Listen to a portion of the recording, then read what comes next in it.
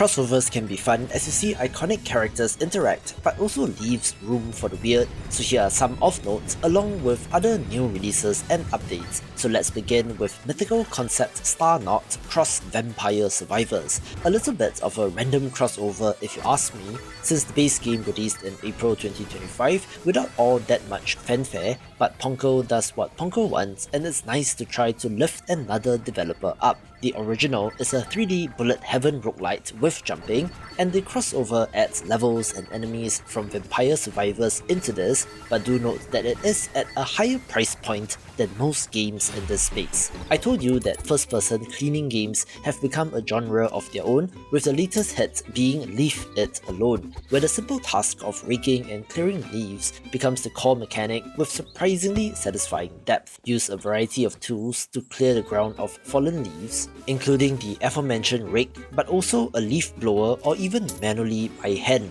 with different areas of the house to clean, and is satisfying when you do so, with the trailer teasing perhaps something darker similar to a game about digging a hole. This video is brought to you by Mini Shopkeeper, a charming bottom-of-screen idle simulation game where you run a cozy little medieval shop and have to do your best to keep your customers happy, stock the shelves, haggle with customers, and hire staff to help in the day-to-day operations, reinvesting profits to expand your establishment from modest beginnings into a bustling hub of commerce. There is a dynamic pricing and haggling system which maximizes profit while not scaring away customers, where the choice of decorations affects which customers spawn in, also giving you the ability to create simple automation rules so that the shop continues to run while you're away. You can recruit your customers as adventurers to send them out on expeditions, bringing back materials and rare items for even greater profit. There's also a crafting system and the ability to upgrade and revive the larger town you are in,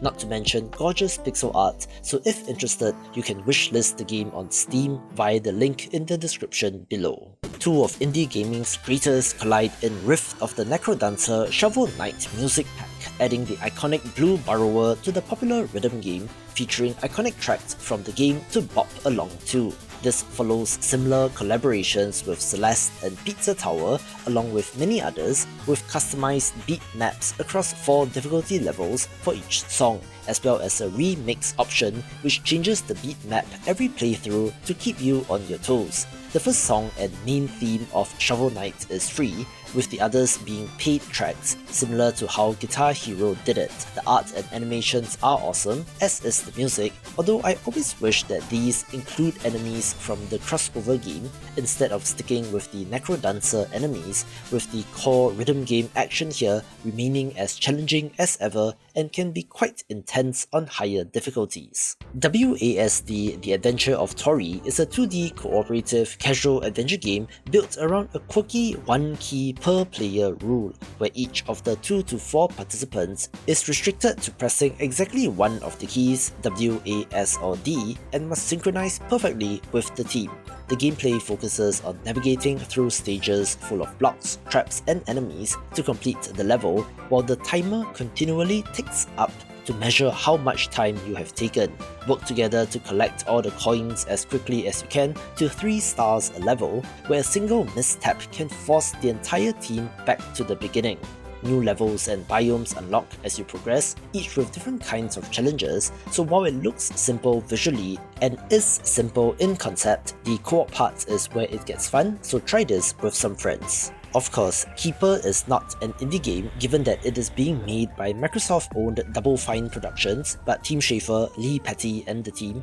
always have that indie spirit to make weird and interesting titles that do not look like traditional AAA games, the latest of which is this third-person adventure puzzle game. You play as a sentient lighthouse who awakens on an isolated island, and together with your curious sea bird companion, embark on an odyssey into surreal realms beyond understanding, all told without words. Using its luminous beam and mobile form, the lighthouse glides through rusted gears, drifting vines and mutated terrain, while the sea bird flits ahead to trigger ancient mechanisms as the pair make their way through some of the most amazing looking environments that I have seen. The main antagonist is the parasitic species known as the Wither, which wants to consume all life, so the adventure, in parts, is about fighting back against it. But my god, What an art direction and world they have created, so even while it's a little bit slight in terms of gameplay, this is still of interest to indie game fans. In case you missed the news, Brotato is now under the care of Evil Empire,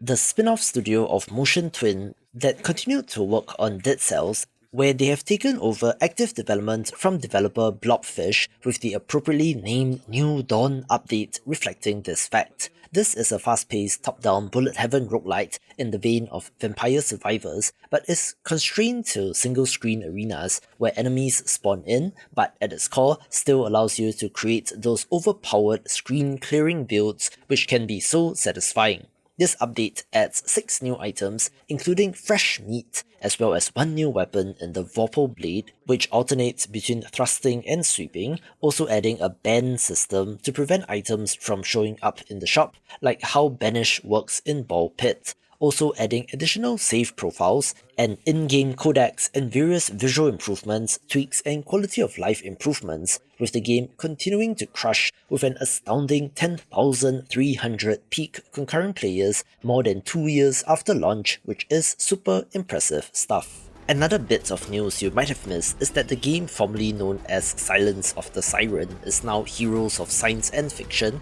a bit on the nose but it gets the point across, since this is essentially sci-fi Heroes of Might and Magic, and development continues to chug along with the Tumori Tribe's free update, adding the 5th playable faction. They bring a unique swarm-based mechanic where units operate through a hive mind and where eliminating enemy armies and expanding the swarm increases its intelligence and allows the control of larger hosts. The exploration and base building loop remains intact, so explore the overworld, secure resources, upgrade your castle, recruit to units, then lead them in battle on the Hex-based battlefield. This new faction is complete with 7 new units with their upgraded versions, as well as a new war machine named the Ghoul Spitter and new Biomancer heroes with a faction-specific skill. There's also a new 4-level Sovereign Fleet campaign along with more skirmish maps and a bunch more content, so development really is ramping up to the quality and quantity that players expect, and the game is doing just fine.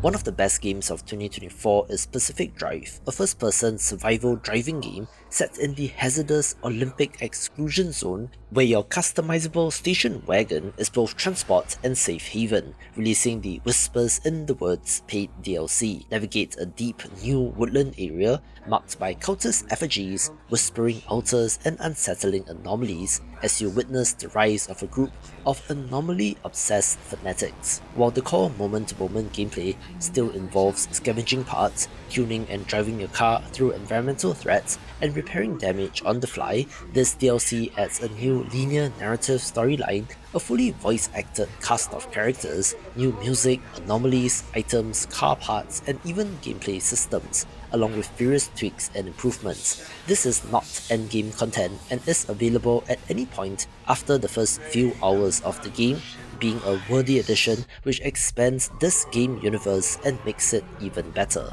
A ton of work has been going into Lost in Random The Eternal Die since its launch in June 2025, releasing various patches and updates, with the latest being Wager's Gauntlet, introducing a fresh layer of challenge and reward to the roguelite gameplay loop by adding a weekly challenge known as Wager's Weekly Gauntlet, run by the mischievous Wager Rollins. Tackle gauntlet-style encounters with unpredictable rule sets and no saving allowed, with each successful run earning score, which are in turn used to win tokens, which can then be used to purchase 25 brand new weapon cosmetics, which gives you more to do in this game. The update also adds 12 new weapon upgrades, 10 additional relics, 2 new ability cards, and a heads or tails status effect, so if interested, do get this, where it has frequently gone on sale for 40+% discount. From the developer of 112 Operator comes Infection Free Zone, a zombie survival simulation title, with the gimmick being that you can choose any real city or region in the world, which the game then generates around, releasing major update number 5, which adds more systems and fresh new threats. With this update, the final story chapter has been added, along with the ability to migrate zones via convoys, After neutralizing lairs and hideouts, new 5x5 map sizes, a laws system unlocked at 200 citizens, which lets you adapt societal rules via a gathering place building, as well as various other additions. This is technically still in early access, but already has an astounding 16,000 Steam reviews, also releasing 4 patches since this update within 2 weeks or so the developers are really on the ball. I was so happy to find out about N++, 10++ update, since it was the 10th anniversary of this precision platformer, and to celebrate, the developer made a bunch of content and released it for free, truly being a labour of love. Experience a fresh suite of ultra-challenging levels across solo, co-op and race modes designed for players who have already mastered the game's physics-based movement. There are also 6 new colour palettes to play around with, but the core game remains as tight and satisfying as ever. I still remember playing the original N on a Flash game website back in the day, so to see them come so far warms my heart, so congratulations to the developer, and I cannot wait to see what's next from them. We talked briefly about Motion Twin earlier in the video, where after Dead Cells they released Windblown in early access, and to celebrate the 1-year anniversary released the Lost and Altered update for this action roguelite, adding both a fresh biome and a deep overhaul of combat systems. No changes to the core game since you're still dashing between floating islands as a leaper, battling gigantic sentinels and gathering memories, but now the new Lost Archipelago opens up, packed with 10 new enemies and variants, a towering new boss known as the Broken Banger, and a questline which unravels mysteries of the Vortex's past, where the remnants of a long-lost ark litter the land, and it is up to you to find out more. On the mechanics side, the Alter attack has been fundamentally reworked to favour aggressive precision-driven chains over simple button mashing, now encouraging more skilled combos and precise timing. Alongside that are 4 new melee weapons in the Golem Flail, Spinal Sword, Crocodiles and Worm Claws, 2 trinkets built for crowd control, 4 new gifts that unlock powerful effects, new affixes, upgrades and a ton more stuff, like Infection Free Zone. This has a bunch of reviews, sitting at 9,400 as of recording, which is very impressive, and it only seems to be getting better, so I'm pretty sure that they will be able to stick the landing on this one, and who knows, might be in contention for Game of the Year 2026. Surprise! I bet you did not see this one coming, since Magicraft Dave the Diver Content Pack is a free crossover update that sees the not-so-indie Dave being sucked into a whirlpool only to awaken in the mysterious forest in the world of Magicraft, an action roguelite with spell crafting and bullet hell mayhem. You can choose the Dave set, letting you play as the character, which starts off with the unique triple gun weapon and 2 spells, triple projectile and harpoon. Entering the crossover mode triggers a dedicated underwater themed stage in which 3 new bosses await: the giant squid, the truck hermit crab and John Watson. Looking visually impressive as always and fits in nicely with the action roguelite. There are also new runes to enhance Dave's harpoon, opening up build possibilities as you experiment to create that overpowered screen clearing weapon. Thematic rooms are also added, including Bancho's sushi restaurant and a sea people's dwelling, having unique visual locations that differ from base Magicraft, where Dave the Diver has had some interesting crossovers of their own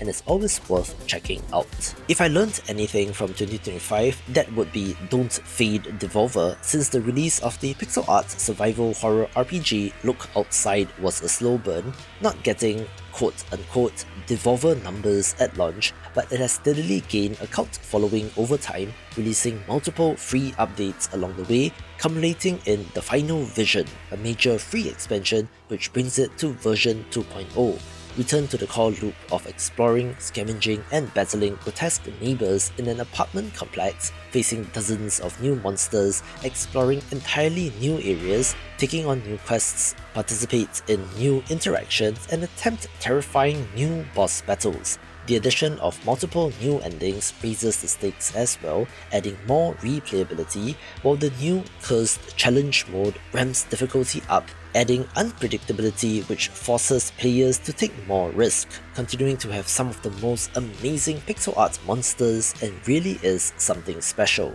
Two of the biggest genre-creating roguelites have teamed up in Vampire Survivors Anti-Chamber, a free content update which crosses over with Brotato, adding 4 new characters in Jimbo and 3 other jokers, each with unique abilities, along with 4 new weapons and their evolutions. These are inspired by mechanics and items from Brotato, including one which fires off bananas, as well as the Inferno Latro weapon, which uses the on-fire score counter to burn your enemies to a crisp. It's a little bit meta in that the Anti-Chamber is an extension of the player-user interface from Brotato, and of course includes that one track that has haunted my dreams, being crossover perfection, and for free, why not give this a go? Didn't expect a double whammy of the Blue Burrower, did you? Crypts of the NecroDancer Shovel Knight character DLC adds the iconic hero into one of my favourite roguelites, which at this point is more than 10 years old, so I'm turning to dust as we speak,